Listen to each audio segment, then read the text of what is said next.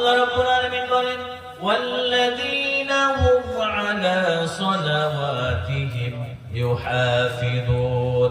আল্লাহ রাব্বুল আলামিন বলেন আমার 7 নম্বর জান্নাতুল ফিরদাউসের উত্তরাধিকারীদের গুণাবলী হলো তারা সঠিক সময় নামাজ আদায় করবে, 5 ওয়াক্ত নামাজ পড়বে, সঠিক সময়ে জামাতে গিয়ে তারা তাদের নামাজকে সংরক্ষণ করবে, সঠিক সময়ে তারা নামাজ আদায় করবে।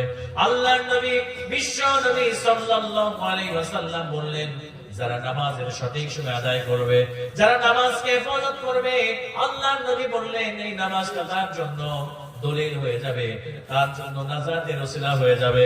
জোরে বলেন সুবহানাল্লাহ।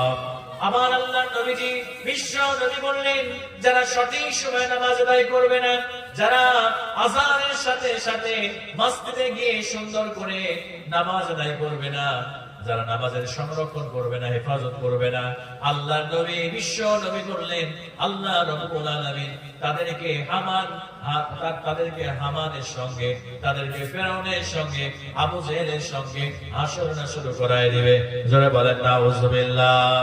আমার মুসলমান ভাইরা, আমরা যদি 7টা গুণ অর্জন করতে পারি, 1 নম্বরে নামাজ যদি পড়তে পারি, 2 নম্বরে যদি আমরা অনর্থক কথাবার্তা বলা থেকে, অনর্থক কাজ থেকে বিরত থাকতে পারি, 3 নম্বরে যাকাত যদি দিতে পারি, 4 নম্বরে লজ্জা স্থানে হেফাজত যদি করতে পারি, 5 এবং 6 নম্বরে যদি ওয়াদার খেলাফ না করি, যদি আমানতের রক্ষা করতে পারি, আর 7 নম্বরে যদি সঠিক সময় নামাজ আদায় করতে পারি, আল্লাহ রাব্বুল আলামিন বলেন উলাইকা হুমুল ওয়ারিসুন, আমি আল্লাহ তাদেরকে ওয়ারিস বানায় দেব, উত্তরাধিকারী বানায় দেব।